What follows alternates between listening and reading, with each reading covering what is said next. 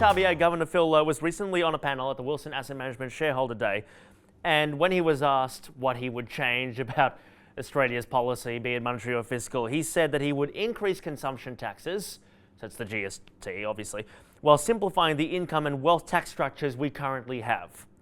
So, thought we can have a little bit of fun to finish, everybody. Little hypothetical. You are each given the chance to make one change to fiscal policy as the guest treasurer for a day. What do you choose to change and why? Deanna. A death tax. Okay. Why specifically the death tax? Because I think a lot of the issues in Australia are around wealth inequality, and it only looks like it will just get worse. I think a death tax is better than a wealth tax, because I think a wealth tax would cause people not to want to progress, not to want to build up any wealth and try and find ways to avoid paying it.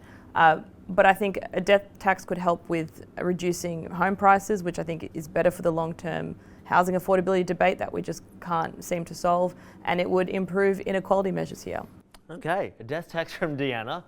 Jonathan, you get to be guest treasurer for a day. What do you change and why? Can I be the treasurer of every state as well as the federal government at the same time? Sure. Yeah. So what I would do then is create an agreement between the federal government and all of the state governments to transition away from transfer duty and move towards a land tax sort of approach across the state governments. And I think the important thing is you need the federal government to be involved here, because the cost to the state governments in the upfront component of this transfer will be significant. They're going to lose out a lot of transfer duty payments or stamp duty payments, and moving their way over to the land tax is going to need the federal government's help. So that's what I would do.